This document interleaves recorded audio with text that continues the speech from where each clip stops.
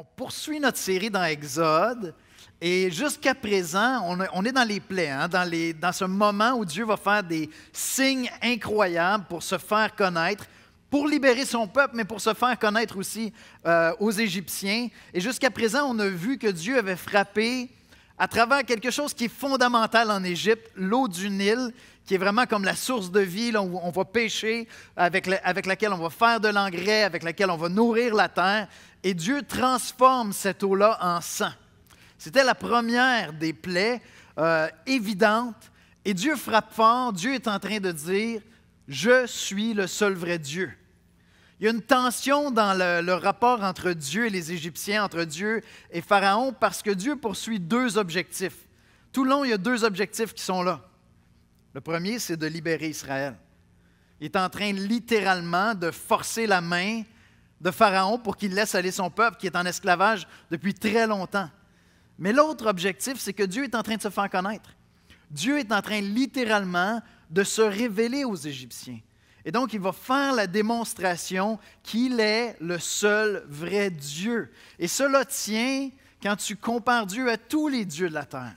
Il y a un seul Créateur, un seul Dieu qui a créé tous les hommes et il est en train de se faire connaître aux Égyptiens. Dieu vient les troubler. Il va faire des miracles, des signes puissants qui vont confronter les Égyptiens dans leur croyance à toutes sortes de divinités. On va en voir une autre ce matin. Et Dieu vient les troubler parce qu'il veut se faire connaître à eux. Et ce matin, on va voir que la réalité du Dieu d'Israël, Yahweh, la réalité de Dieu devient de plus en plus tangible aux Égyptiens, même à Pharaon. On va voir que Pharaon, malgré lui, à quelque part, grandit dans sa connaissance de Dieu. Chacun d'entre nous, si vous êtes chrétien comme moi, il y a un moment, et pour certains, ça s'est passé dans votre enfance, donc peut-être que vous n'arrivez même pas à mettre le doigt dessus. Mais Dieu est devenu concret, tangible à votre foi. Dieu n'était plus seulement un être possible, il est devenu à votre foi un être réel. Et il faut passer par là si tu veux devenir chrétien. Il n'y a personne qui devient chrétien s'il ne croit pas profondément en Dieu. Maintenant, ça peut se passer dans toutes sortes de contextes. Pour certains d'entre nous, peut-être tes parents sont chrétiens, tu as été élevé dans un foyer chrétien, ce qui garantit absolument rien. Mais peut-être que c'est le contexte. Puis très tôt, en fait, depuis ton enfance, tu te dis, pour moi, Dieu est tangible. Des fois, j'ai de la difficulté à lui faire confiance, des fois, j'ai de la difficulté à marcher dans ses voies, mais Dieu est là, c'est jamais une question pour moi. Et pour d'autres, ça vient plus tard. Dans le passage de ce matin, Dieu devient de plus en plus tangible à la fois de Pharaon et des Égyptiens. Non seulement de Pharaon, mais de son peuple aussi. Et si tu n'es pas chrétien, et comme on va le voir ce matin, Dieu veut devenir tangible à ta foi. Dieu veut se faire connaître à toi. C'est très, très fort dans le texte. Quelques passages.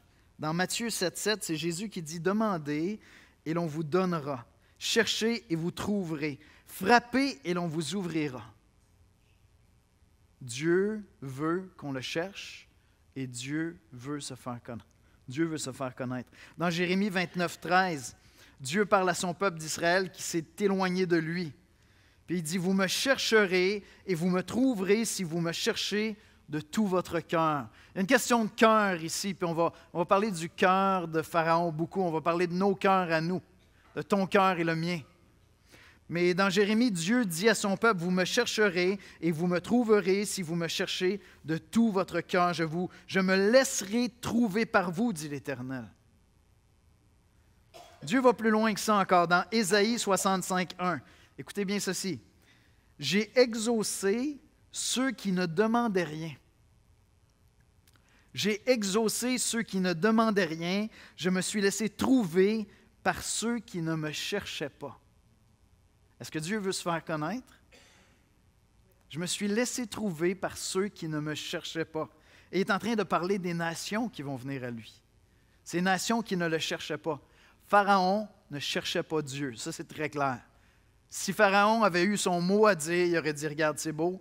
Moi, tout va très bien. J'ai mes esclaves. Je suis roi. Je n'ai pas besoin de Dieu. » Mais Dieu veut se faire connaître aux hommes. Et en ceci, on voit la grâce de Dieu parce qu'il est le seul vrai Dieu et il insiste pour se faire connaître à toi et moi. Et ça, c'est la grâce, c'est une bonté de Dieu. Dieu veut nous ramener dans la réalité. Il est le seul vrai Dieu. Et c'est pour ça qu'on a intitulé cette série-là « Grâce ». Parce qu'on voit ce moment où la grâce vient visiter l'Égypte, vient visiter un peuple même rebelle comme Israël. On va aller dans la prière, on va écouter la lecture des Écritures, puis on va plonger dans ce beau passage-là ensemble. Seigneur Jésus, on vient dans ta présence afin que tu nous fasses entendre ta voix par ta parole. Tu nous parles à travers les Écritures, mais les Écritures ne sont pas qu'une lettre, qu'un livre.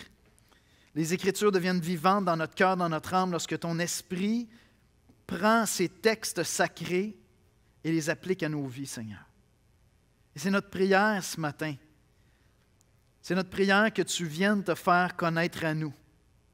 Seigneur, à celui qui ne te connaît pas et qui ne te cherche pas, viens te faire connaître à lui, Seigneur. À celui qui te connaît, mais qui ne te cherche plus, qui s'est égaré, Seigneur, viens te faire connaître à lui. À celui qui crie à toi, Seigneur, au milieu de souffrances, de douleurs, d'épreuves, de difficultés, et qui dit, Seigneur, fais-moi voir ta face à travers les épreuves de ma vie. Viens te faire connaître à lui, Seigneur. Parce que tu es bon et tu es gracieux, tu es celui qui couvre la distance et qui vient vers nous. Seigneur Jésus, tu es venu vers nous. Tu as marché parmi les hommes, tu es devenu un homme. Viens nous rencontrer ce matin. C'est en ton précieux nom que nous prions. Amen. Amen. Bon matin. Donc, la lecture de ce matin est dans l'Exode, le chapitre 7, les versets 26 à chapitre 8, les versets 15, dans la nouvelle édition de Genève. Donc, Exode, chapitre 7, verset 26. L'Éternel dit à Moïse, « Va vers Pharaon et tu lui diras, « Ainsi parle l'Éternel, laisse aller mon peuple afin qu'il me serve. Si tu refuses de le laisser aller, je vais frapper par des grenouilles toute l'étendue de ton pays. Le fleuve fourmillera de grenouilles. Elles monteront et elles entreront dans ta maison, dans ta chambre à coucher et dans ton lit, dans la maison de tes serviteurs et dans celle de ton peuple, dans les fours et dans tes pétrins. Les grenouilles monteront sur toi, sur ton peuple et sur tous tes serviteurs. » L'Éternel dit à Moïse, « Dis à Aaron, étends ta main avec ta verge sur les rivières, sur les ruisseaux et sur les étangs, et fais monter les grenouilles sur le pays d'Égypte. » Aaron étendit sa main sur les eaux de l'Égypte, et les grenouilles montèrent et couvrirent le pays d'Égypte. Mais les magiciens en firent autant par leurs enchantements. Ils firent monter les grenouilles sur le pays d'Égypte.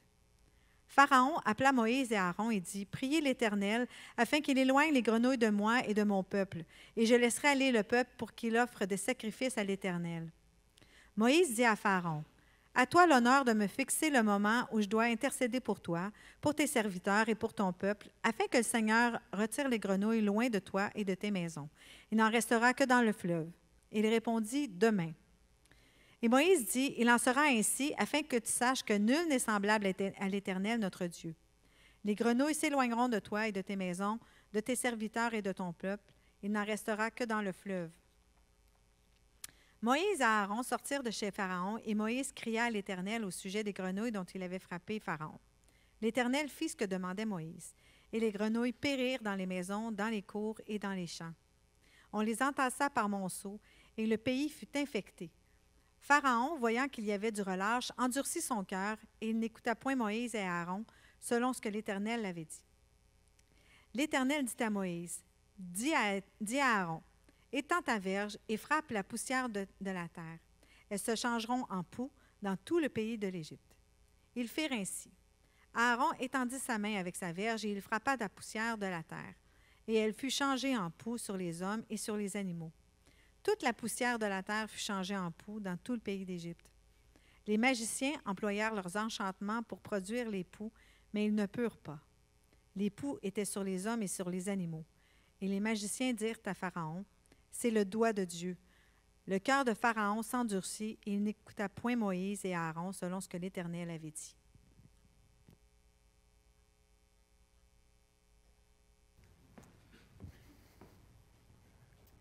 Merci, Julie. Pendant que j'étais en train d'étudier le passage, je me disais, c'est évident pour moi que Dieu est en train de se faire connaître à Pharaon. C'est évident pour moi que c'est un des thèmes, on va le voir ensemble. Mais je me disais, si tu n'es pas familier avec les Écritures, ça peut sembler très étrange parce que c'est extrêmement conflictuel. Je veux dire, Pharaon ne veut rien savoir de Dieu. Pharaon n'a pas demandé à connaître Dieu.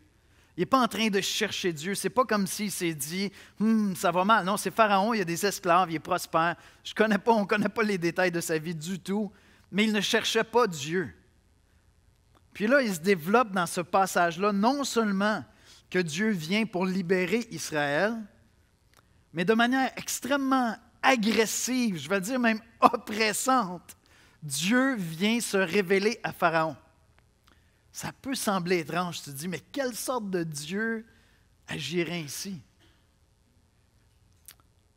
Et vous savez quoi? Pour un grand nombre d'entre nous, si on repasse ce temps où Dieu est devenu tangible à notre foi, c'était dans des moments conflictuels.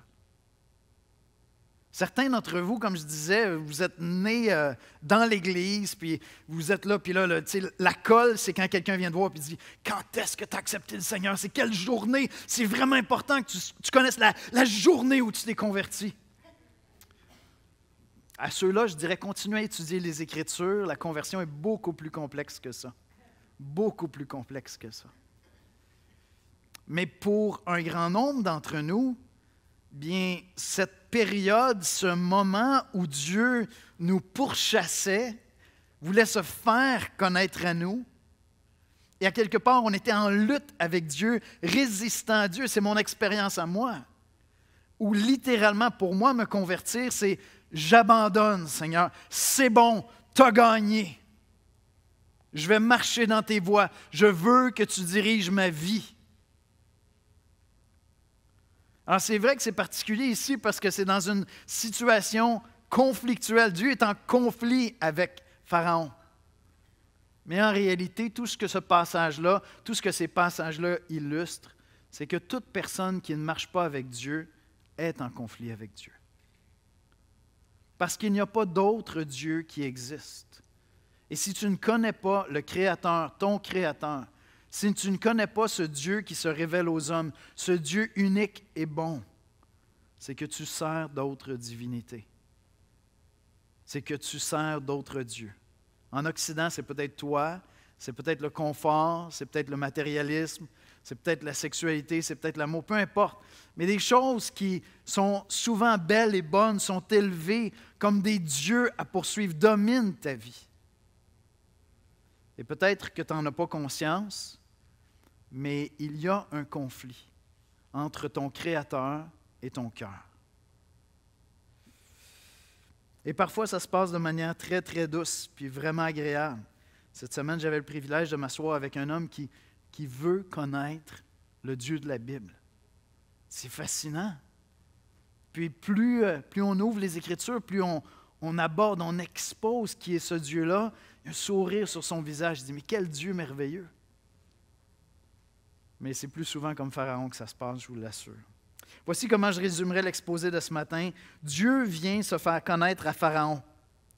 Celui-ci découvre sa grandeur et même demande des prières, mais ne trouve jamais l'humilité en lui-même pour se tourner vers Dieu. Je répète ça. Dieu vient se faire connaître à Pharaon. Celui-ci découvre sa grandeur et demande des prières, mais ne trouve jamais l'humilité en lui-même pour se tourner vers Dieu. Ce passage-là nous parle de nos cœurs à tous ce matin. Dieu veut que tu saches qu'il est Dieu. Premier point.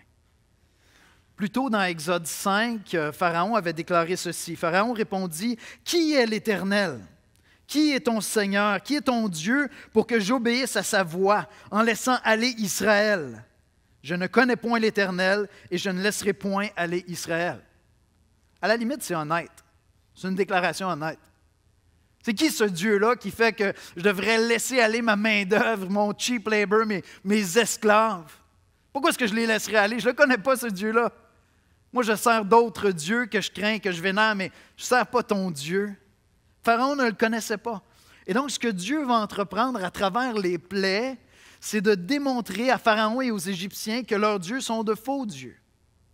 Et lorsqu'on arrive à cette plaie des grenouilles, bien, il y avait une déesse, on a des images ici, il y avait une déesse en Égypte, Eket, qui était la déesse de la fécondité.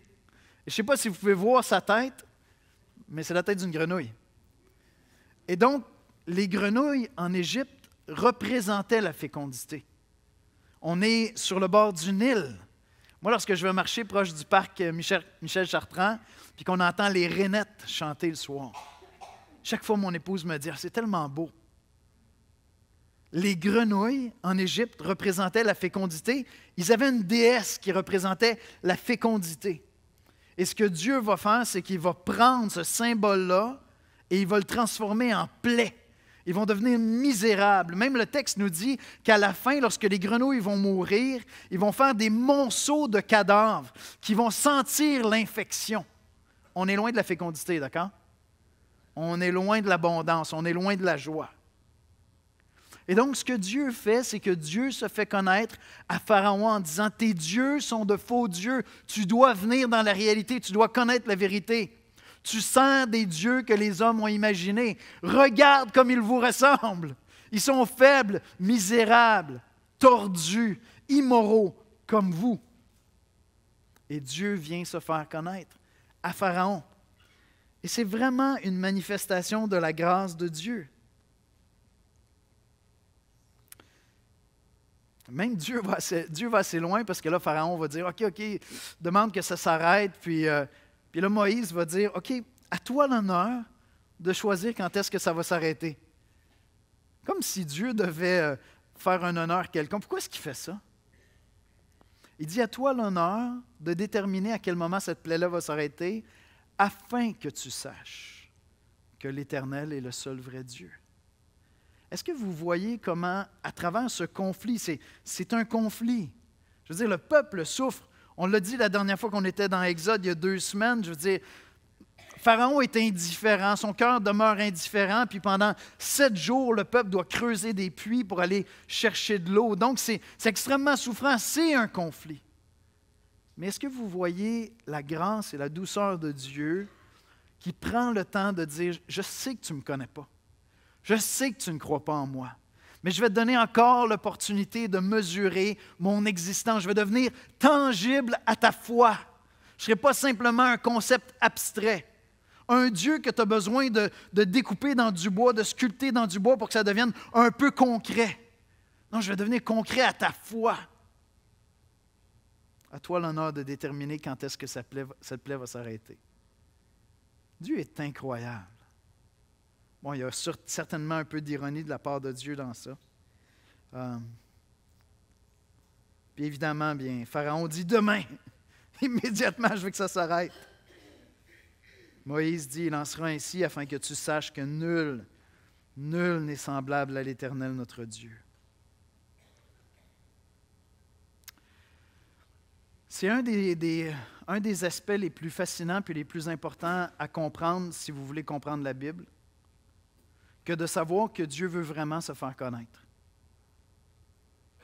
Et pas simplement, il veut révéler ses lois, révéler ses préceptes, vous dire c'est quoi les règles du jeu. C'est pas ça. Dieu veut se faire connaître comme une personne qui veut être en relation avec nous. C'est un des thèmes les plus importants de toute la Bible. À travers toutes les Écritures, plus tu avances dans l'étude de la Bible, de la Genèse jusqu'à l'Apocalypse, tu découvres un Dieu qui veut se faire connaître à toi, qui veut être en relation avec toi. Et plus on avance dans la Bible, c'est ça qu'on découvre. C'est un être relationnel qui veut se faire connaître à nous. Et je comprends que ça demande de la foi, je comprends qu'il est invisible. Mon épouse et moi, on va fêter dans quelques semaines 30 ans de mariage. On commence à peine à se connaître. Puis je veux dire, je peux étendre le bras et dire, est encore là, oui, est dans le lit, c'est beau, on va déjeuner, on va se parler, on va aller prendre un souper. On commence à peine à se connaître. Alors connaître Dieu qui est invisible, je comprends ça.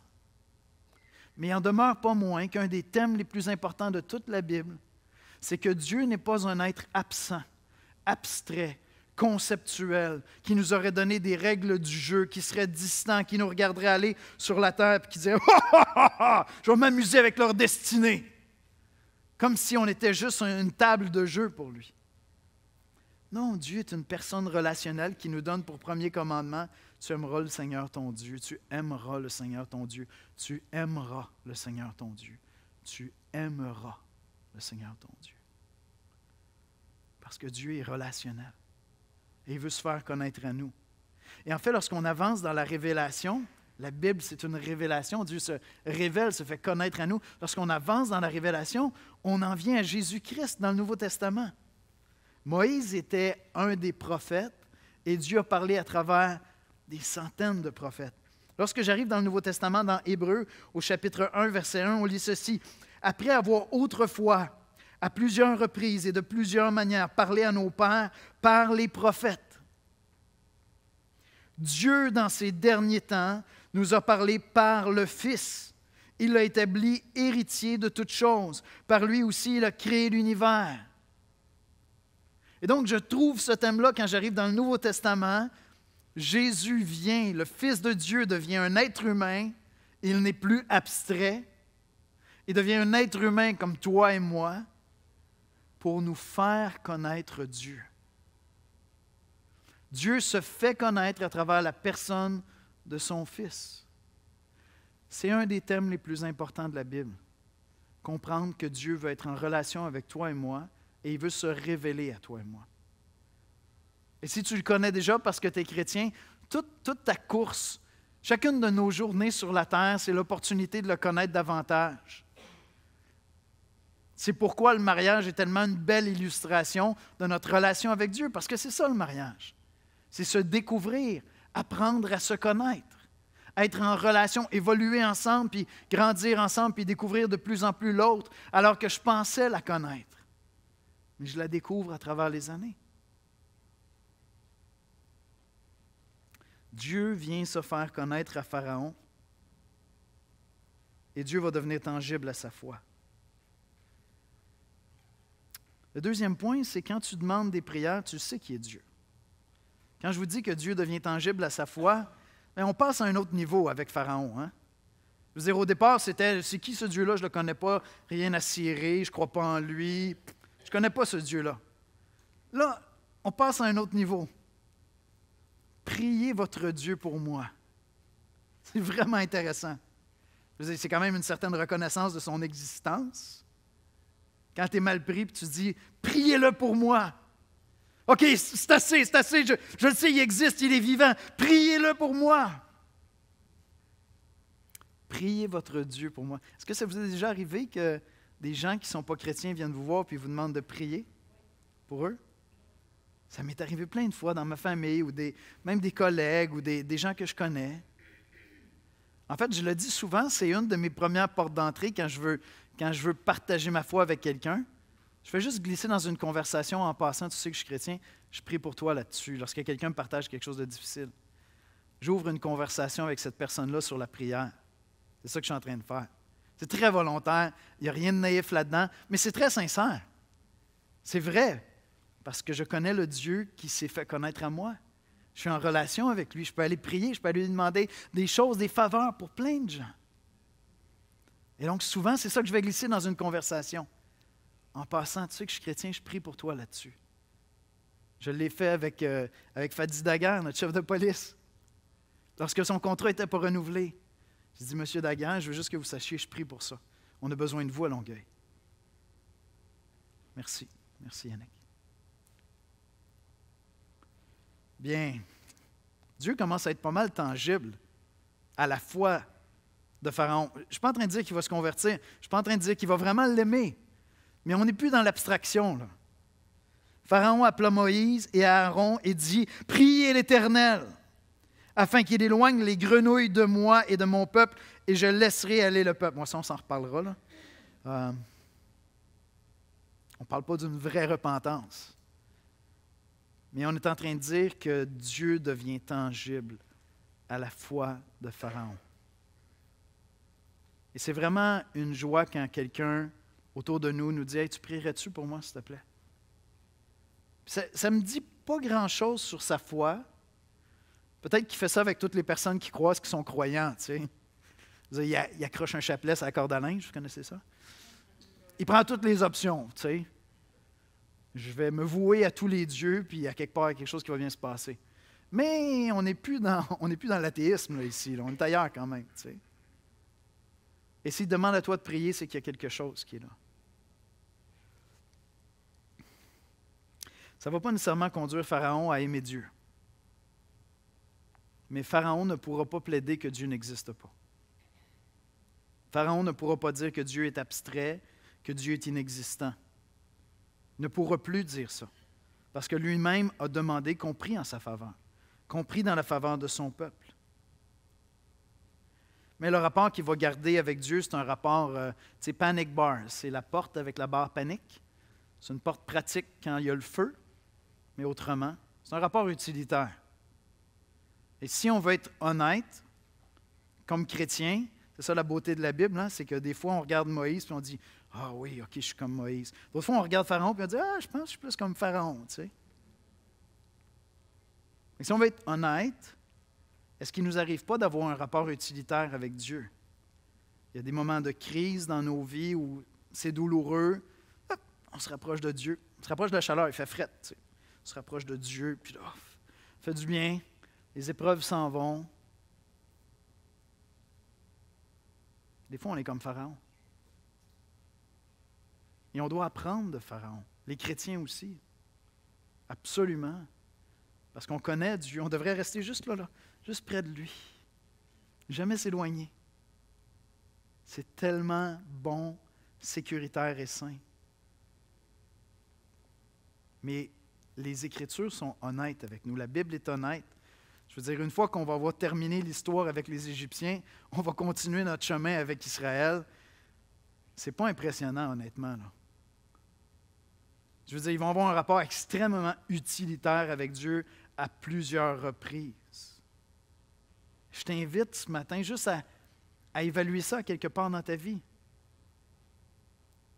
Est-ce que ton rapport avec Dieu, c'est en dents de scie parce que Dieu est celui vers qui tu te tournes quand ça va mal, ne réalisant pas que c'est juste avec lui que tu vas vraiment grandir?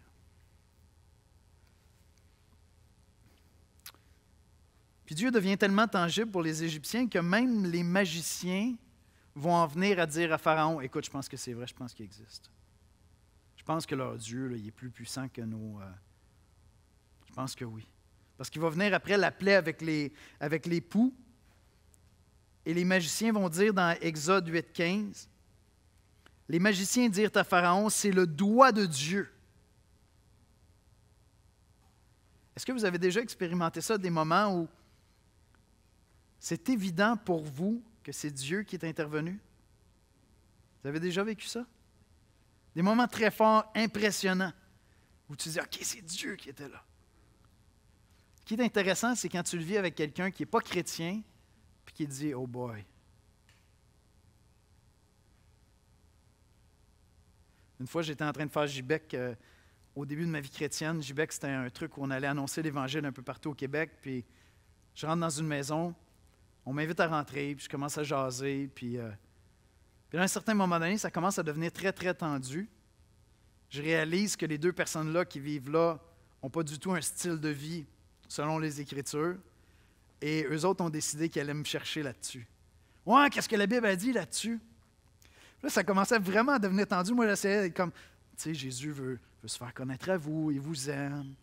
La porte patio était ouverte, on ne l'avait pas vu venir, mais il y a eu un coup de tonnerre du terrible. On s'est tous pris le cœur comme ça. Puis un des gars a dit, « Wow, Dieu a parlé! » C'est vraiment drôle. Ouais, peut-être que oui. Peut-être que oui. Moi, j'ai vu des miracles dans ma vie. Puis pas, je vous dirais pas, j'en vois tous les jours quand mon cœur cherche Jésus. C'est un miracle tous les jours. Oui, c'est vrai, c'est tout à fait vrai. Non, mais plus que ça, j'ai vu des miracles dans ma vie. Hey, je me souviens, je priais pour le salut de mon frère. C'est vraiment pas une leçon sur la prière, OK? Ne faites pas ceci à la maison parce que vous allez attendre longtemps. Mais c'est juste arrivé une fois dans ma vie. Je suis en train de conduire, je prie pour le salut de mon frère, je braille comme une madeleine. Seigneur, viens sauver mon frère. Dans mon cœur, il va se convertir.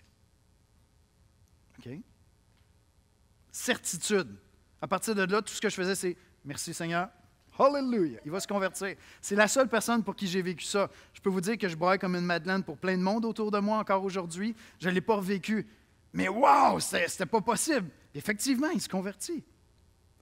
Mais j'ai vu des miracles même dans les 2 dernières années. Des situations où tu es en train de parler avec quelqu'un, puis tu dis, c'est une cause désespérée, il n'y a rien à faire. La personne rejette Dieu, l'Évangile ne le touche pas. C'est un cœur de pierre, puis tu es là, puis tu pleures avec la personne. Puis la personne dit, écoute, j'aimerais ça, mais mon cœur est froid, je ne veux rien savoir. Dans les 2-3 dernières années, à plusieurs reprises, parfois c'était devant mes yeux, je voyais une étincelle dans les yeux. On raccroche, la personne me dit 1 semaine après, j'ai pleuré toute la nuit parce que l'Évangile est devenu concret. J'ai compris l'Évangile, Yannick. Et le miracle, c'est la vie qui change. C'est le changement de direction.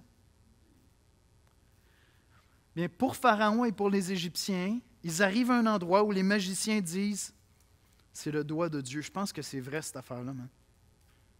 Je pense qu'il existe leur Dieu. Alors, voyez-vous comment Dieu se fait connaître aux Égyptiens? Je veux dire, au départ, c'était « je ne le connais pas, il n'existe pas, je ne connais pas ce Dieu-là, j'ai mes propres dieux. » Puis là, on est rendu complètement ailleurs. « Priez l'Éternel pour moi, s'il vous plaît. » Puis les magiciens disent « c'est le doigt de Dieu. C'est la main de Dieu. » Quelle grâce quand quelqu'un à qui tu cherches à témoigner te dit « écoute, OK, Dieu est intervenu. Il a répondu à tes prières. C'est clair pour moi. » Et ça ne veut pas dire que la personne va devenir chrétienne. Je veux dire, avec Pharaon, ce n'est pas ça qui va se produire du tout. Mais Dieu devient tangible à sa foi. Dieu devient réel à sa foi. Dieu n'est plus simplement une abstraction. Parce que Dieu veut se faire connaître à nous. Il veut le faire pour chacun d'entre nous. Si tu n'es pas chrétien, Dieu veut se faire connaître à toi. Mets-le à l'épreuve. Mets-le au défi de se faire connaître à toi. Aie le courage de le faire. Ça prend du courage parce que souvent Dieu répond.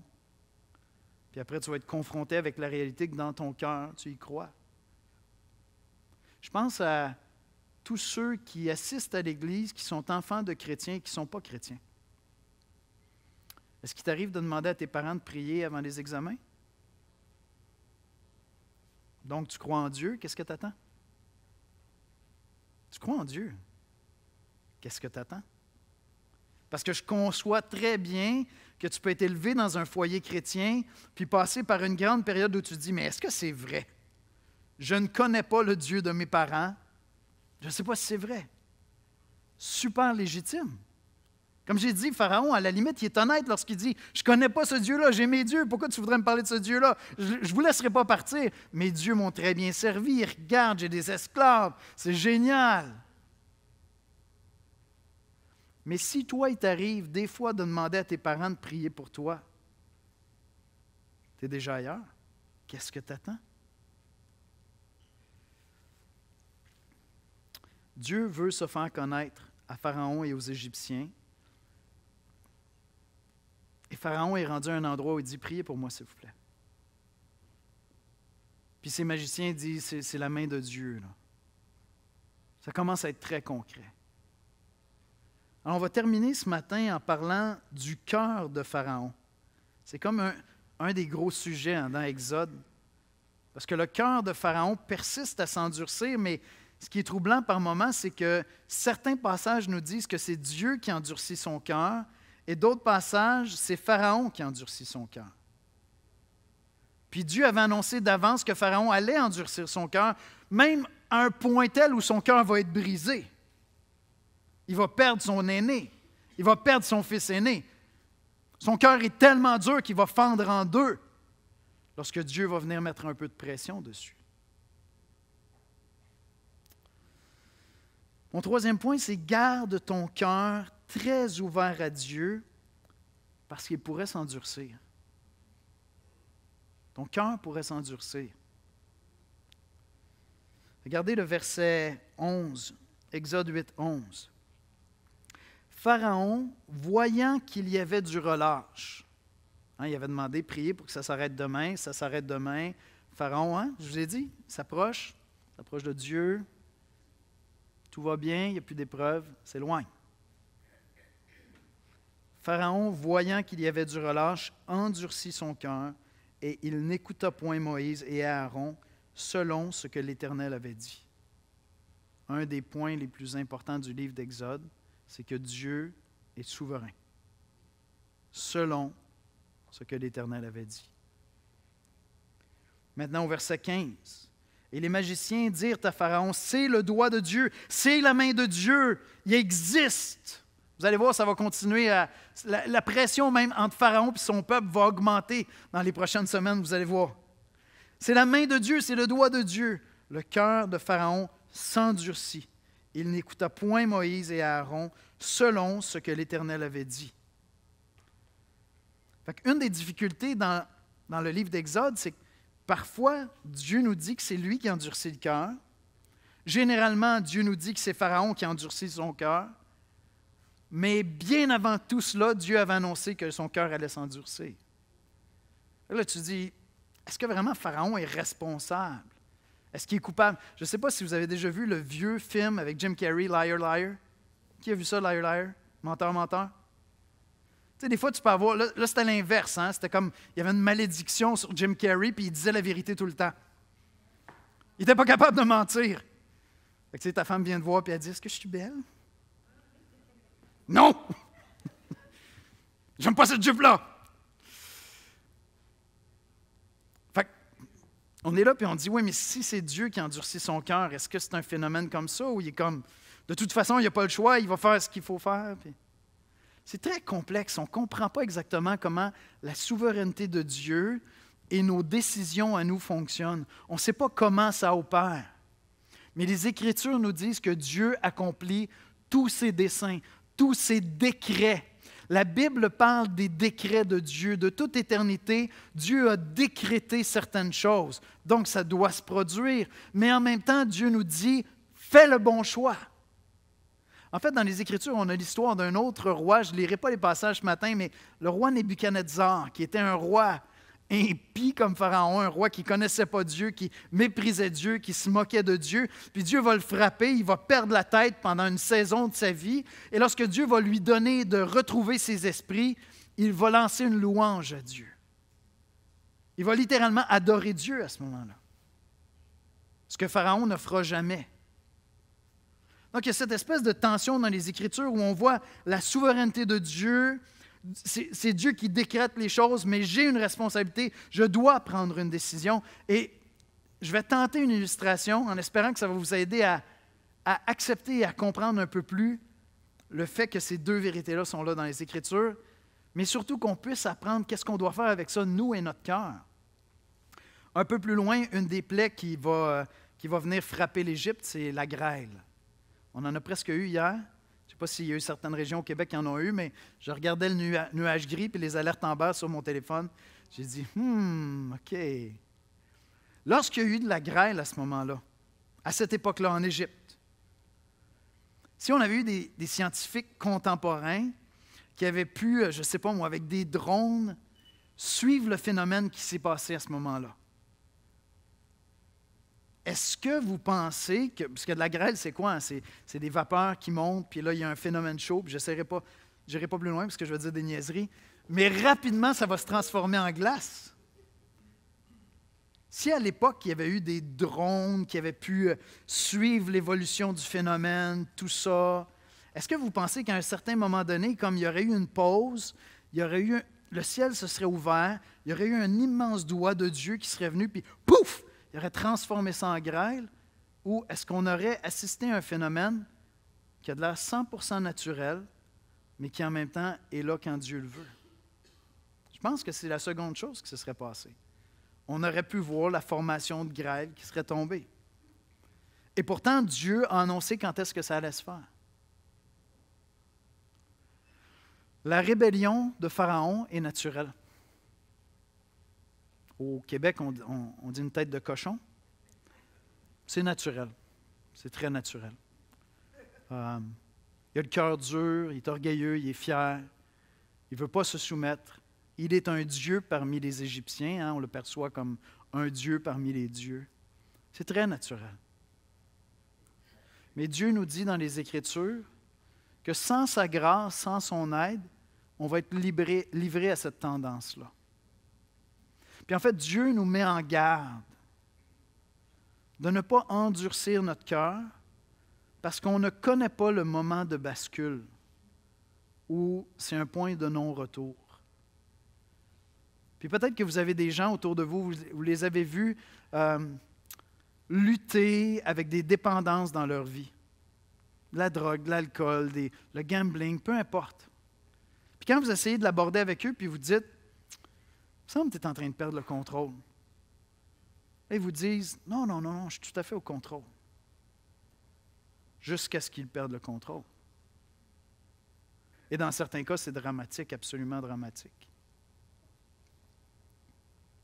Donc, comment est-ce que ça fonctionne, la souveraineté de Dieu qui fait que, par un beau soleil d'été en Égypte, il y a eu un phénomène de grêle? Bien, il y a de la vapeur qui est montée, puis il y a eu un phénomène chaud, puis il y a de la grêle qui est tombée, comme Dieu l'avait dit.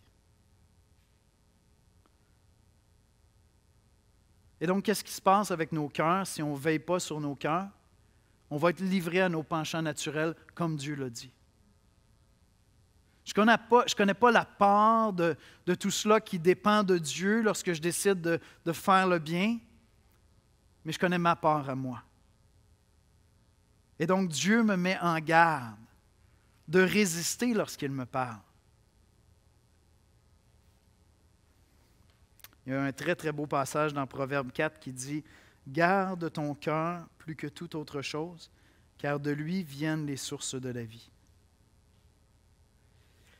La question que j'ai pour toi, je vais demander aux musiciens de venir me rejoindre.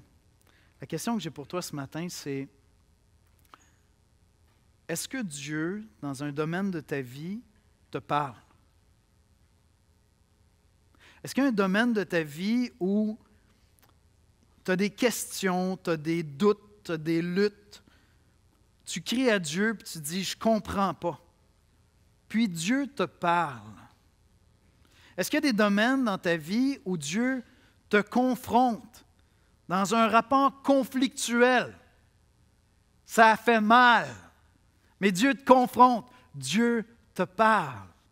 C'est toi qui le sais, c'est entre toi et Dieu. C'est un dialogue entre toi et Dieu. Mais dans ton fort intérieur, est-ce qu'il y a des domaines où Dieu te parle?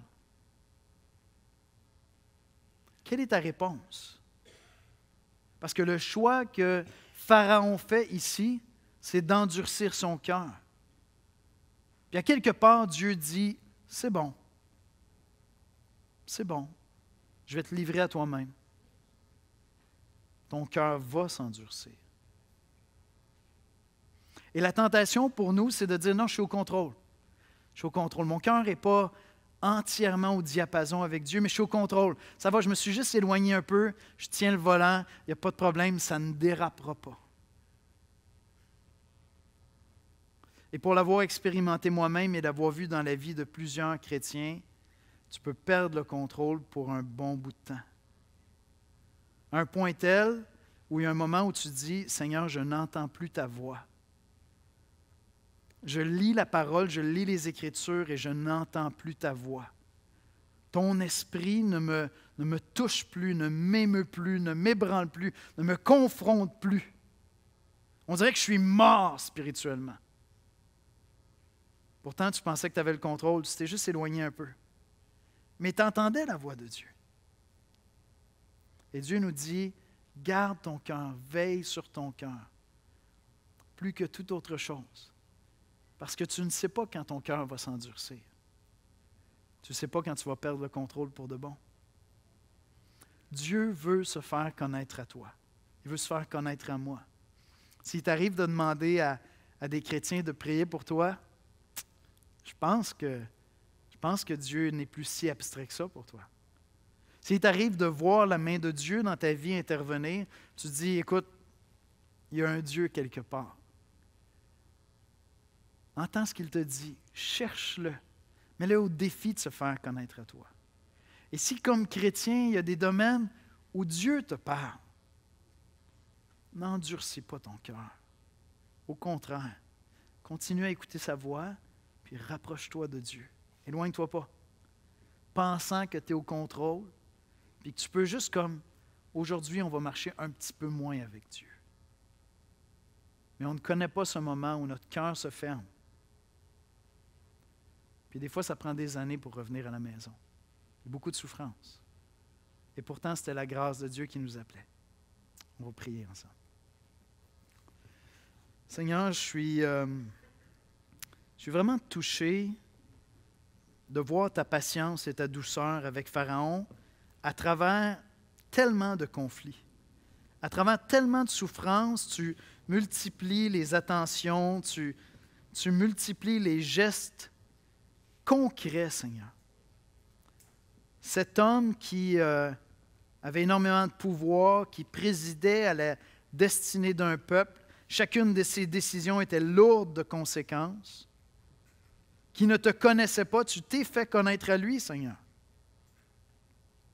À un point tel où il demandait que tu interviennes en sa faveur. À un point tel où ces mages, ces magiciens reconnaissaient ta main, Seigneur. Et pourtant, son cœur a persisté à s'endurcir.